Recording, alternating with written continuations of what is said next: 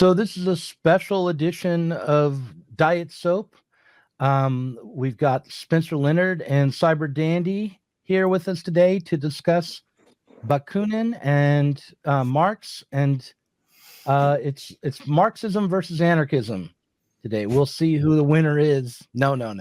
It's a discussion to try to, explain and understand the history of the First International and the split between anarchism and Marxism, maybe.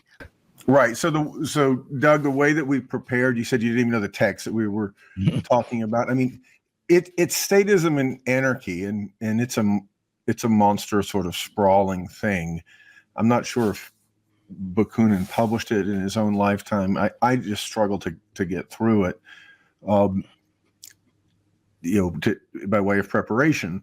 But there's a lot of, it's the 1873 version of a kind of mounting divergence or debate or critique between Marx and Bakunin that's taking place in the context of the First International or the International Working Men's Association. Specifically, this text is coming right after the Hague Congress, which was sort of the controversial one, or the one that I think involved expelling the Bakunists, if I'm not mistaken, and transferring the International to New York, which was effectively to put it in mothballs as far as, the European socialists were concerned. And those things, of course, were both done, with the active involvement of Marx and Engels. And so this text is Bakunin's, one of his, he's actually quite prolific, after, once he enters into this so-called anarchist phase, which is all I think we're going to talk about of his life. So I'm going to try to give a very sort of sympathetic treatment of Bakunin, or to at least try to identify like what it is that he's getting at, like why it's important, to kind of take it on. And so if you'll indulge me, I'm just going to read a bit of what I prepared. Bakunin, of course, is an anarchist, and the question is, what does that amount to? And one of the ways that I'd want to frame that is in terms of how Bakunin is true to the legacy of liberalism, a legacy that Marx also participates in. For Bakunin, the state, the capitalist state especially, the state as it's emerging in the second half of the 19th century, however adequate his account of that is or not, is an imposition of private property. It's an imposition by the ruling class of its class power. So that Bakunin understands capitalism in specifically political terms. And it's in that context that I would say that Bakunin is a critic of the great innovation beyond liberalism of the 19th century, namely democracy. His criticism of Marx is as a Democrat, because for Bakunin to play in the arena of the state is already to concede to capitalism. Bakunin's critique of democracy is that it precludes social transformation. Given that capitalism is a matter of class and class is a function of private property, Bakunin seeks to carve out a domain separate from private property within society. He opposes the political orientation of Marx, seeking instead to organize independently of the state. Of course, the working class does have to organize itself in civil society. And socialists did, certainly social democracy did in the period following this under Bismarck of the anti-socialist laws when socialism was illegal in Germany. And just an aside, we might say that, there's a great deal of contemporary significance to this now, in that, the organizing that needs to be done in our world, we might view as anarchist, in that there would be very little Marxist about it, and it needs to begin in civil society. Bakunin's anarchism is more up to date than Proudhon's, though he is certainly a Proudhonian.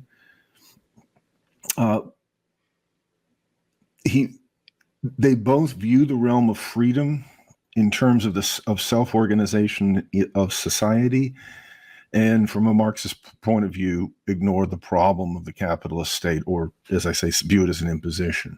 For anarchists, the state represents an illegitimate usurpation of authority, and from which stems private property. What should belong to society as a whole has been wrested away from it by the state. Contra Marx, as an advocate for national workers' parties, contra Marx's social democracy, Bakunin upholds the fact that the working class has no country. Society is not national, but international. The only thing that is national, or the ground of nationalism, is the private property of the bourgeoisie. This is why Bakunin criticizes Marx and Engels as nationalists, because for him, to the degree that one gives into the state by acting politically within it, one gives into capitalism and to nationalism. Bakunin is a proponent of the Slavs, precisely for the reason that Marx and Engels oppose them as non-historic peoples. The same goes for the peasants and the lumpen proletariat, both of whom I would argue Bakunin neglects in their role as constituents of Bonapartism. Bakunin doesn't like Marx's anti-lumpenism. In this, he differs from Proudhon's petty bourgeois sympathies.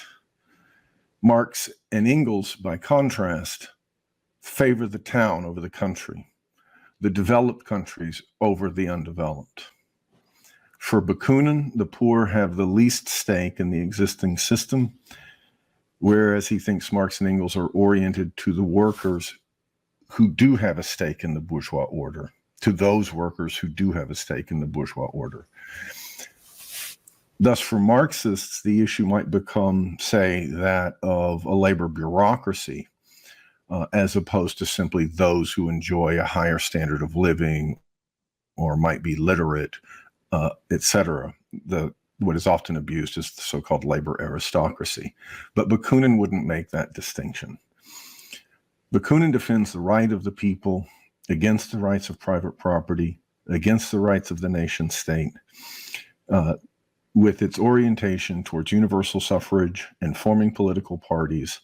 For him, the social democratic workers' movement concedes to the bourgeoisie and thus threatens to reproduce capitalism through the form of the state. That's enough maybe to kind of get it going, but I wanted to emphasize the way that Bakunin is, as it were, defending in a kind of a deeply liberal way society as the ground of freedom and society as the ground of internationalism. And that there's something to his critique of politics, of Marxian politics, especially in the light of the 20th century. That's enough for me.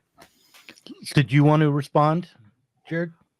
Yeah, there's a few things within that to respond to. I think generally it's worth to note like where Proudhon differs from Bakunin, or vice versa, which is Proudhon was much more of an idealist, and Bakunin accepts that critique that Marx made and uses it himself. And Bakunin is more of a naturalist, meaning he really looked up to Darwin and has this sort of naturalistic orientation of seeing human beings as part of the animal world and distinguished by their reason, but not necessarily separated from it because of that.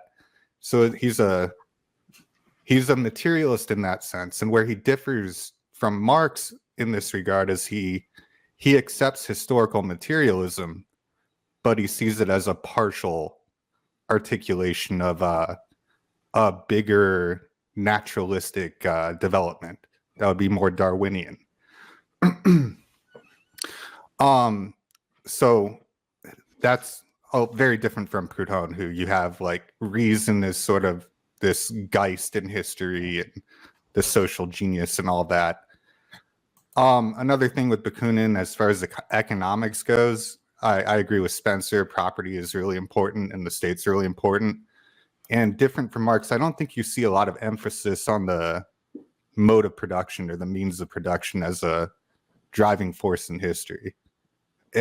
My impression is that Bakunin thinks it in like very nationalist terms, even though he opposes like political nationalism as a divisive force. He still basically is looking at the world as a collection of nations or nationalities, which I thought was pretty surprising. And when you're reading Statism and Anarchy, it's incredible how important that sort of nationalistic outlook is to what he's saying about Marx and what he's saying about Germany and pan-Germanism and Slavism and all these things. And he believes in national character types and even attributes authoritarianism to a German kind of character type. And this is something I think is pretty annoying, to say the least, because it's really I tried to not ignore something you all want to that, admit. except for my comments about the Slavs. Huh? Say that again? I tried to ignore the, what really amounts to a kind of race thinking, except with respect to the Slavs, to try to point out that there is like a political point to the way he thinks about it.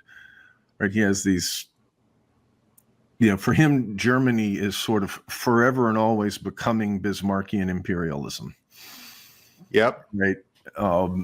And the Slavs are, forever stateless. Yeah. It's really Tsarism notwithstanding. right, which he spends a decent amount of time trying to distinguish like the Russian imperial, the Russian empire from the Slavic people and all these categories he uses. And the reason I focus on it is because he really seems to see the state as like one of his critiques is that if a state tries to unify different nationalities, it's going to result in utter disaster. And so he makes like almost this racist argument against the state. That's one thing he did in that book, which I found bizarre. The other thing about the state is he sees it mostly as always existing within the context of competition with other states. And I think this is something that is fundamental to the way that he looks at the state, because he attributes interests, national interests maybe, but at least like a universal kind of statist interest to these institutions. They always need to expand. They're always in competition with one another. And of necessity, they always need to subordinate the population to its interests. And this is something that he just repeats over and over again, and you don't it's not even rooted in economics. I don't think it comes from a different place. So I think with those things, his critique of Marx is basically like, he does accuse Marx of sort of being like Bismarck in a way. But he'll say like Bismarck was a junker, whereas Marx is a Republican and a socialist, right? But he sees Marx as sort of having the same German project of trying to impose this sort of pan-Germanic patriotism, not only on the First International, but on Europe in general. And he's very paranoid about this, and he tries to defend it from like a pan-Slavic perspective. I think this is one of the most interesting parts about it. I don't mean to interrupt you, but I mean, like I said, so I mean, we framed it with respect to like sort of the internal history of the international, but of course, what's happening in European history in 1873 is it's in the immediate aftermath of the Franco-Prussian War, and therefore, Bismarck has, gotten his emperor crowned in Versailles. Right, he had conquered France and withdrawn, in effect, with not to mention the episode that is known as the Paris Commune that sort of was at the end of that, even though the Germans weren't directly involved except to sort of allow French troops into the city to subjugate it. They didn't do it themselves. Nevertheless, German militarism or Prussian militarism, German nationalism, now lies at the heart of what he calls the New Holy Alliance, which is to say that Germany has now taken the position of managing European affairs for effectively a British-dominated world. Within sort of Pax Britannica, the lieutenancy has shifted from Paris to Berlin, and for Marx, for Bakunin, the working class threatens to be the basis of that Bismarckian state. And this, in the Lassallean social democrats are big supporters of the Franco-Prussian War. I mean, I wouldn't say big supporters, but the war, of course, is initiated by French aggression, and their response is more or less uncritically patriotic. That's not true of Marxist supporters, and I think that Bakunin is simply unfair or ignorant of what history would know as the Eisenknachers. That wing of social democracy that's being organized in southern Germany by Wilhelm Liebknecht and August Bebel. That eventually will fuse with the Lassalleans in 1875 at Gotha, prompting Marx's famous critique of their program, which I think we might want to discuss as a really fundamental dimension to Marx's response to Bakunin, or what we might call Marx's anarchism. And so it's in that context that Bakunin is seeing the working class as, in essentially democratizing this German imperialism, demanding universal suffrage, and in developing, party politics within this Bismarckian imperial formation, that Bakunin is leveling his critique.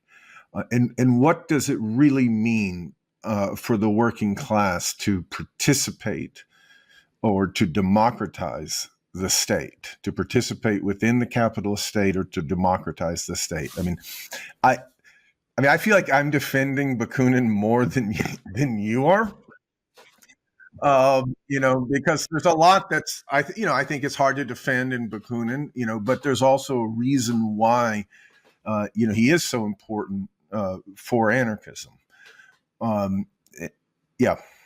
I've noticed lately that as I've tried to champion free speech and the rights of civil society above the state, some people are unclear as just what civil society is. Or, what is civil society? What is society? And listening to you both, it seems as though there is a different understanding of just what society or civil society might be, that Bakunin holds as opposed to Marx or vice versa, that they have different conceptions. I wonder if one of the distinctions between them might be just exactly what Cyberdandy said, which is that Bakunin has a naturalistic understanding of society, not just of the individual in it, but not just of the human being, but of human society as something that is evolving organically.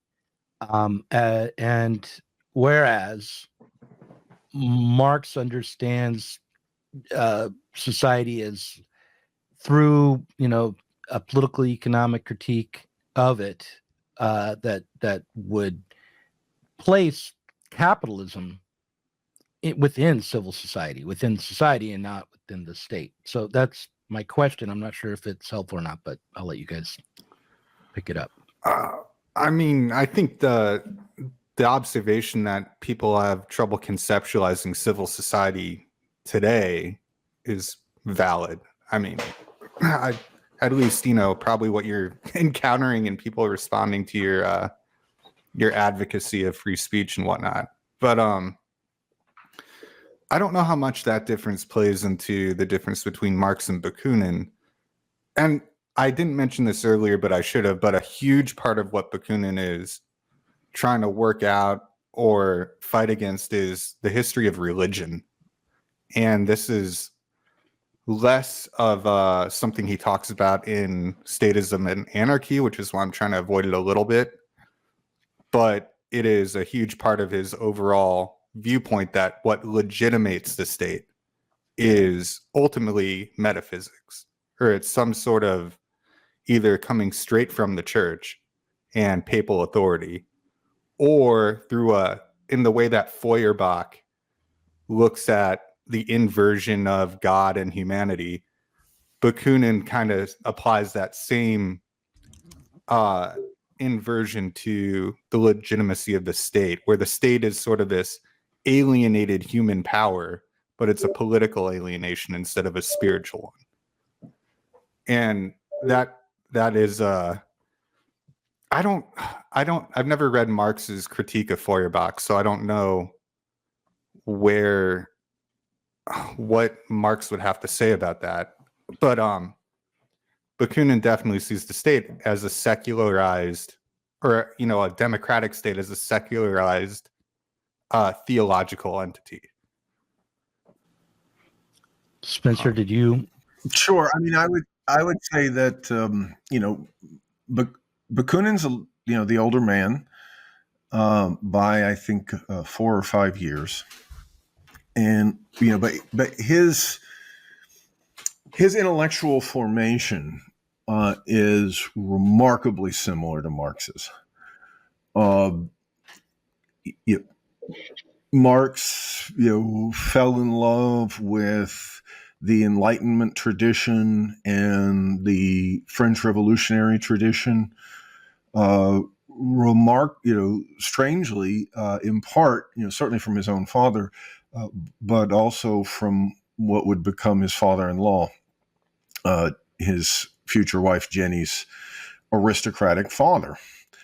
And Bakunin was a son of the aristocracy in Russia, and in his family they cultivated the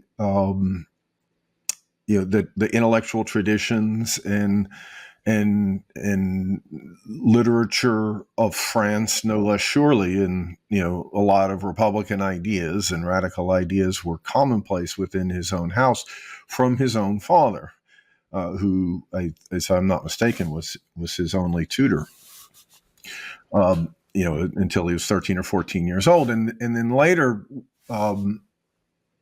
after Bakunin drops out of sort of Russian military training, he moves first to Moscow and then to Germany, effectively to study Hegelian philosophy, and writes on it.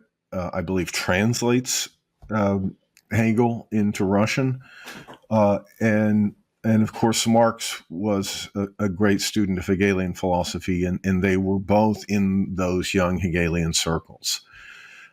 And so, and of course, the deeper critique of religion, or not, I don't know if I'd call it critique, but the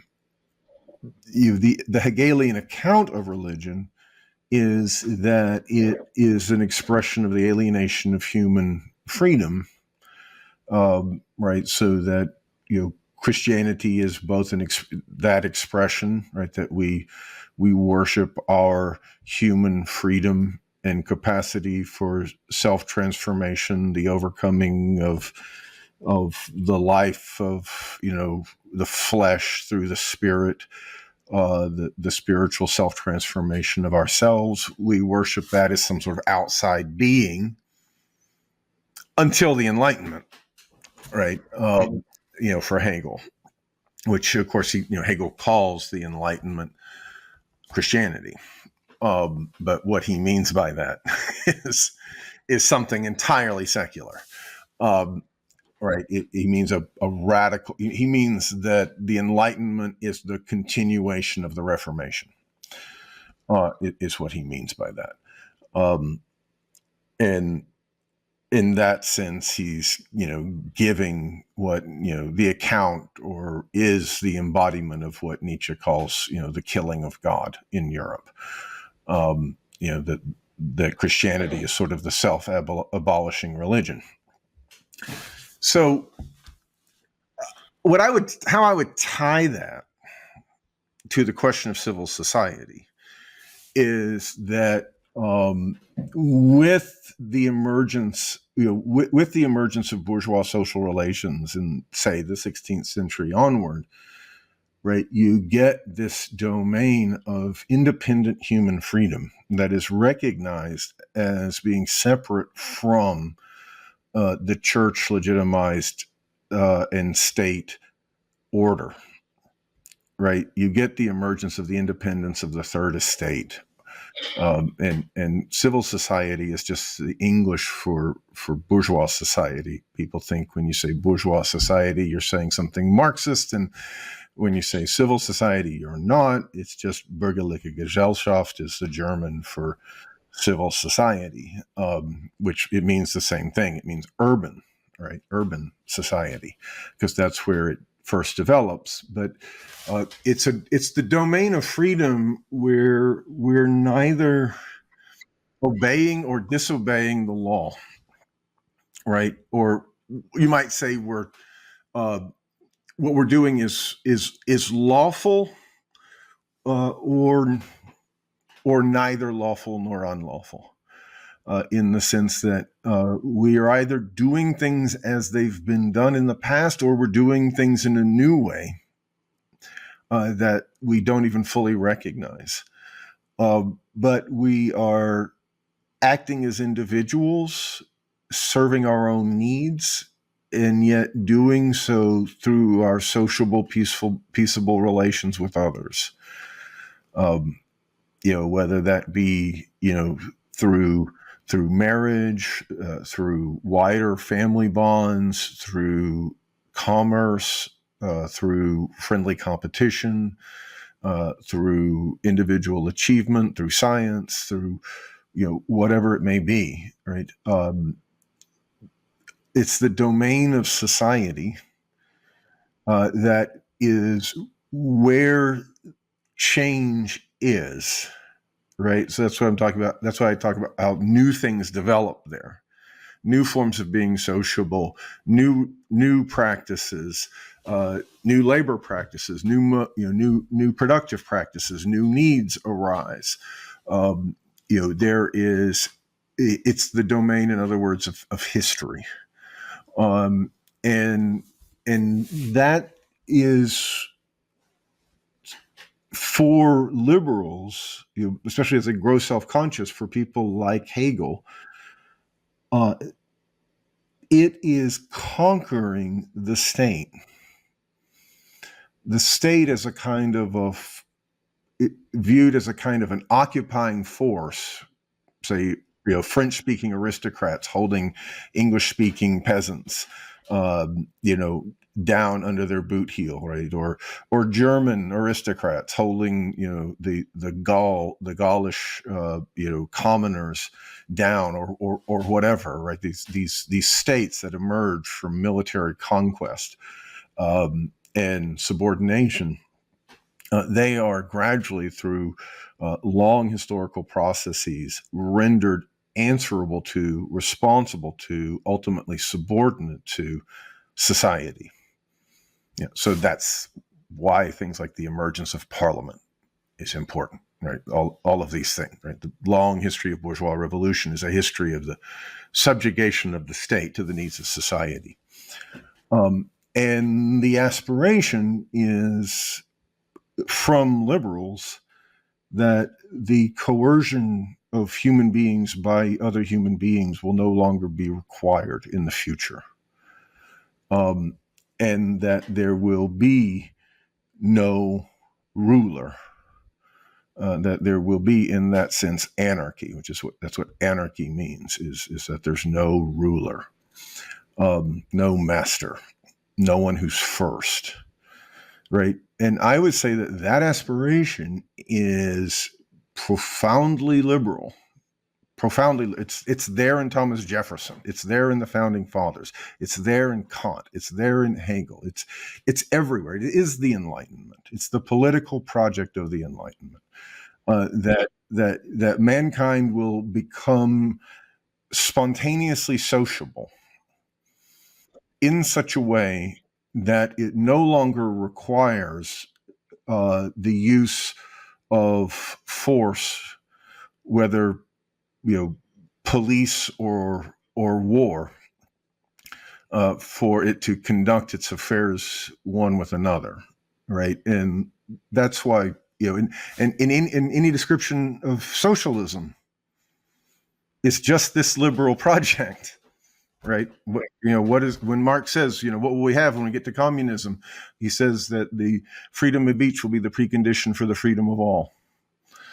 So what he means is that we will each spontaneously, freely develop our individuality in a way that reinforces the freedom of all, which is the freedom of society to change in such a way that all of our capacities are given greater scope in the future, right?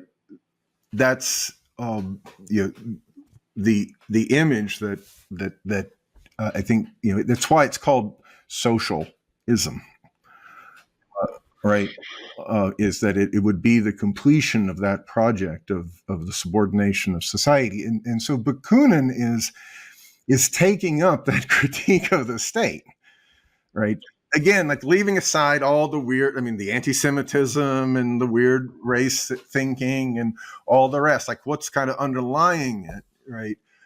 Is this, you know, as a, you know, why is he a great critic of Marx or of Marxism?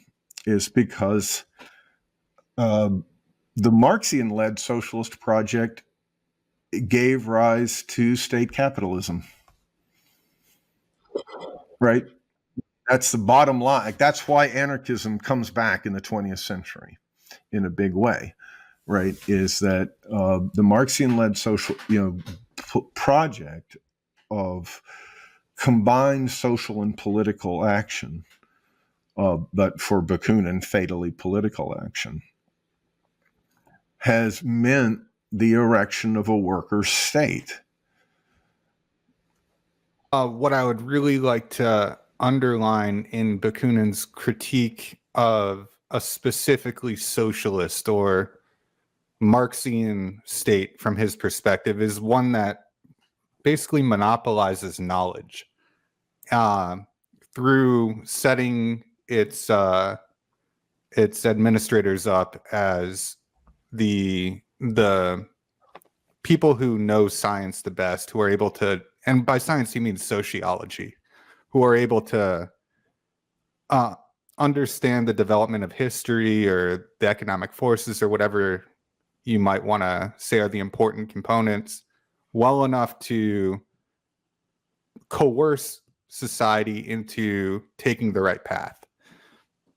And this, I think, is the the criticism that's really been influential on anarchists today is to look at this sort of like scientifically justified elitism as a very dangerous and ultimately authoritarian project. And especially with like some of the anti-civ or primitivist or green type of anarchists, you see this developed, to the point of saying all of civilization is basically that problem. But you even have it in Bakunin as in his criticism of Marx that once you set up this sort of vanguard, this intellectual vanguard that takes control of the state, it's ultimately going to reinforce its own power and keep the masses ignorant and prevent the actual liquidation of itself into society or its functions into society. And and today, I'm going to defend Marx eventually, but it's worth pointing out that the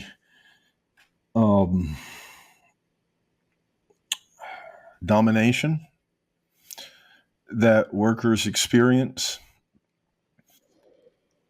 does take the form of power, right? It isn't just, if you will, a kind of quasi-natural economic domination, right? We are instilled with fear. We are indoctrinated, right? We live under threat of cancellation. The state does eliminate its enemies. The state will eliminate its enemies even amongst the capitalists, right? We do live under a statified capitalism in the 21st century that is suffused with authoritarian power. And, and in a sense, the instinct to obedience is indistinguishable from indistinguishable from what we consider maturity, right? I'm not a parent, but if you are a parent, you are socializing a child to a world that is irrational, and you are socializing a child to accept authority that may not be rational, that may not be justified or earned. You are socializing a child to accept the status quo, not only in social terms, but in terms of an order of power, right? And so, for all of those reasons, right, a kind of all of this is to say that I'm with Bakunin in his critique of the DSA, right? I'm with the anarchists in the critique of just we need to get like more workers' participation in the state, right? Or we need, socialized medicine, right? Or we need more welfare. That will, socialized medicine, welfare, all of it will take the form of coercion and domination of the working class, right? Which, by the way, I would point out to your guest, I watched that interview that you did with René Berthier, right, when he started celebrating the French welfare state. I was like, what kind of anarchist is this? Right? He was like, oh yeah, the French government takes care of collective needs. And I'm like, yeah, right. But, that is, yeah, please. Yeah. What I have tried to do as a father is raise my kids to be skeptical, to be critical thinkers, to not only with other people, with their own ideas as much as possible, to engage in their reason as often as they can, but also to engage their reason about when it is time to submit, but not to just, but when they're being forced to submit on grounds that are not reasonable, that they need to note it so that they can then understand who they're dealing with and, live to fight another day, basically. But I feel like that was my role as a father. Sure. Perhaps the role of the mother It's going to be the most loving imposition of the reality principle we're ever going to get. Right. Is from our parents. Right. Yeah. But I think that is a liberal approach also, that is saying, I'm holding on to the idea that we ought to live in a society where reasoned discussion, working through ideas as rationally and as civilly as we can, is what determines what we do. And I feel as though maybe I'm addressing this to Jared in a way, because this idea that knowledge is the power that is going to coerce people is one which I think is demeaning to the masses. Like if you are people who are trained up to try to engage their reason, won't be coerced that way. And most of the time, the coercion is much more direct. Whether it's economic coercion, you have to work to survive, and you don't want to have your wage taken away, or direct violence. Anyway, that's just No, what Bakunin was saying wasn't that, well, he does say some interesting things about intellectuals and their relationship with themselves, and the way that the intellect is sort of a tyrannical kind of thing. But in general, he's saying that what the social democrats, probably thinking more of Lassalle than Marx, but what they want to do is monopolize them both. Huh? He hates them both. Yeah. He makes very little distinction.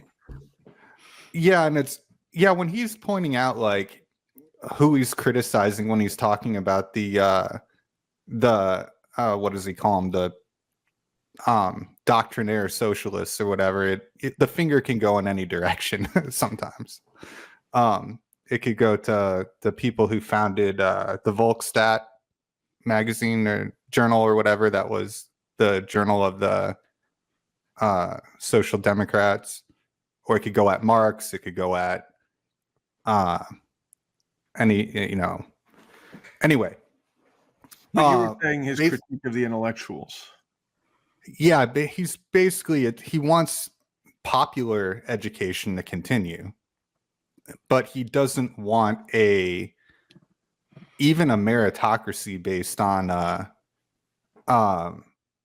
demonstrating knowledge, because he has this whole thing where he'll say like it may begin as a legitimate meritocracy where the masses select the person who really is, the best of them to have power, but the next round and then the round after that, this will start becoming a class of some sort in itself, distinct from the masses, who will hog all the knowledge and keep the masses stupid in order so they could retain their own power. That's more so the critique. He thinks that you'll have gatekeepers of knowledge.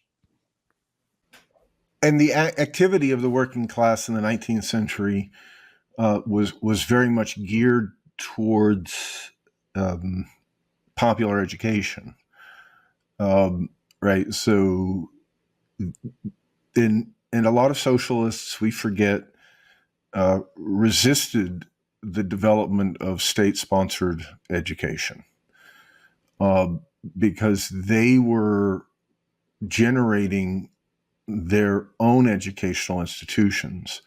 You see these things, so public libraries, so-called mechanics institutes, et cetera, right? They would either, as autodidact workers, teach other workers, or they would draw upon the socialist sympathetic intelligentsia to give public lectures and the like. Right. This was just one example of the many forms of the self-organization of the working class that were taking place in the 19th century. They weren't being conjured into being by Proudhon or by Bakunin or by Marx or by anybody, right? They were developing as part of the socialist workers' movement in the broadest sense. There were consumer cooperatives, attempts at, of course, producer cooperatives coming out of the Owenite tradition. There were mutual aid societies, to help people if, to bury the dead, for instance. Those are ancient forms, actually, of working class solidarity that go back to pre-bourgeois society. You see things like that in the Roman Empire. Things like Christianity are not unlike that. Ancient Christianity. So the socialists look at things like that, and they view them as extensions of the people's natural sociability, right? They or their associational life, just drinking in a pub, or things that we might be more familiar with, the kind of desiccated forms of sociability that still exist in our society. So, but the social life of the union hall, these sorts of things are what the anarchists point to as the alternative to producing political parties, right? That take part in at least the political realm of capitalism, even if they're not administering it, right? Marxism doesn't agree with that, and we should talk about why. Right? For Marxists, there has to be an engagement with democracy. Right, as Marx puts it in the Communist Manifesto, we have to win the battle of democracy. Right, and he sees democracy as the political expression of capitalism, but he also, and this is, I think where the fundamental issue is. He also sees, of course, Marxists don't just want, or revolutionary Marxists don't want to simply participate in the state. It may not be so clear what Lassalle's intentions are. Does he just want a kind of representation for the working class and participation within the state for the working class, a kind of recognition of the working class by Bismarck? Marxists aren't interested in that, right? And they don't want to, elect or be the constituency of the ruler of the state. They want to seize state power, right? And in that sense, they make this crazy argument that there's no direct road to socialism, right? There's no, if you will, social revolution. What there is the possibility of, that revolution is a term that describes a political act of taking power in and through the political forms developed by the working class, and including parties, but not restricted to parties.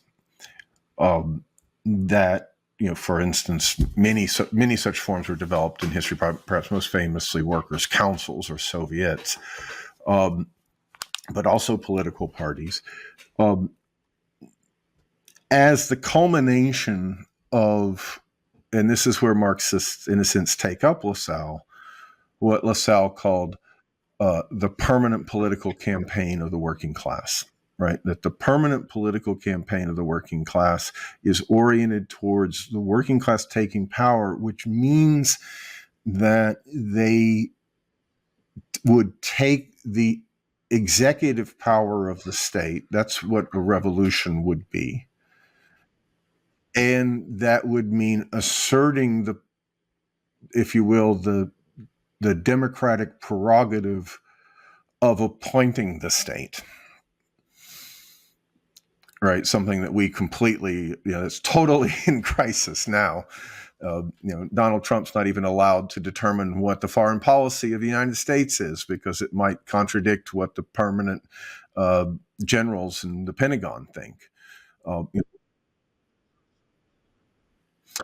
project of the dictatorship of the proletariat is the one that anarchists are skeptical of, right? But what that project would mean that you actually replace the bureaucratic and coercive apparatus of the state with the working class, with members of the working class that have emerged in and through that permanent political campaign for socialism, right? That have been trained, as it were, through years of struggle against capitalism in their unions, in their strike committees, in their participation in party life, to be capable of administering society. And so for Marxists, there is the idea that the project that we're debating is a political one, right? That socialism would have to be achieved by, as it were, the people, but we would have to create the political circumstances within which that could be possible. In other words, we would have to create the circumstances where the conflict amongst workers in society, and this is where we differ, is we also have a different account of society and therefore of the necessity of the state, that the self-contradictions of society would be managed by workers themselves, by a worker-administered state that in and through that process of working through the self-contradiction of the law of value or of bourgeois right, only then would the necessity of the state fully wither away and dissolve, right? And it's that transitional character, right? That kind of that notion of a political revolution initiating an era of transition to socialism, right? But of course, temporally, but also making it politically possible. That to my mind, the real difference between anarchism and Marxism lies. You said earlier that Marxists didn't believe that the self-organization of society through, what came to mind for me when you were describing it would be like cafe culture, clubs, sure. that kind of thing. Where people freely associate in a happy-go-lucky way, that form of self-organization could not challenge the state adequately. That couldn't be the basis for overcoming politics. Even if you try to do it on a class basis, which is what the anarchists would do, right? They would do that in terms of like working class society. Right. It's not a matter of the wrong people. Working class cafes, working class libraries, working class dance halls, right? So there would be a class line, right? Yeah, but it's not a matter of the wrong people with the wrong ideas maybe being included or not. It was a matter of something about society itself, including those cafes and the clubs and everything else, that was in, I hate to fall into jargon in a way, but that was in contradiction to itself, that there was something about the workers themselves and their way of life that had to be overcome and could not be overcome directly within society. Is that you'd actually have to use the state that developed out of it in order to overcome the contradiction in society. Is that right? Right. And the state is used now to manage that contradiction. Yeah, but not to overcome it. Not to overcome it. Right. Right. The reproduce workers. the problem. Right. The workers would have to by reproducing it. Yeah. The dictators are going to come in. The dictatorship of the proletariat are going to come in, and they're not going to merely manage the contradictions in civil society, but they're going to overcome it because they will be society taking up the state for its own purpose. Is that basically correct? They'll not just be society taking up the state for its own purpose, but there'll be the self-consciousness of the crisis of society, right? They would be the proletarianized working class, which is to say the working class self-conscious of its own self-disintegration, of its own crisis, of its own subjection to self-contradiction, to its self-contradictory status, right? A worker in capitalism is under permanent threat of cancellation, right? Under permanent threat of, both politically and socially, right? Under permanent threat of unemployment and under permanent threat of, becoming an undesirable, right? We all are, right? We know that. Right. We know if we want to get a job, like we need to look a certain way. We need to have a certain kind of haircut. We don't need to be carrying on about our ideas in front of the boss. Right. We know that we have to adopt, terms of deference, even to irrationally constituted authority. Right. That's the proletarian condition. Right. And so for Marxists agree that democracy is the perfection of the state. Right. And that's something that people have a really hard time swallowing. Right. Like that's something that, you have to sort of put your, what I would call the kind of liberal inheritance, but you can learn it well from anarchists, which is a deep distrust of the will of the people, right? In the form of democracy, right? In the form of this gargantuan monstrosity that we live under, right? With all of its nuclear warheads and its, in the armed occupation of every city by tens of thousands of armed men, right? Like this is an outrage. This would be an outrage to the founding fathers, right? They couldn't imagine it, right? They couldn't deal with a couple hundred redcoats quartered in Boston. Right now, there's 10,000, 15,000 permanent armed occupants of the city of Boston, called the Boston Police Department. Right? It's right. That's what I mean by the statification of society. Literally, Marx describes it as clogging up the pores of society. Right? Even as society calls it forth. So this self-contradiction that you're describing, Doug, is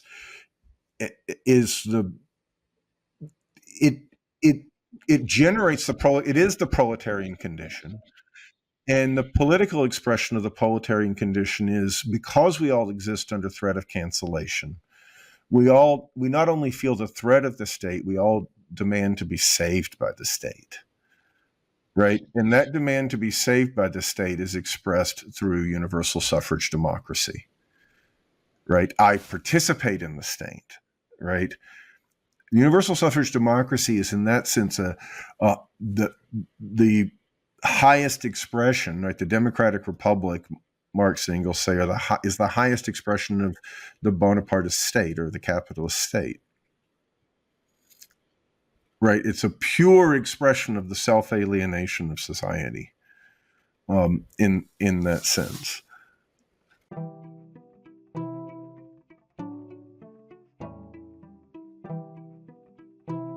If you enjoyed this conversation, please do consider supporting us on Patreon. Our patrons help to make sure that Sublation Media can continue to provide interviews, videos, books, and articles that are critical of the left from the left. If you are tired of remaining stuck within bourgeois ideologies and politics, help us sublate them both.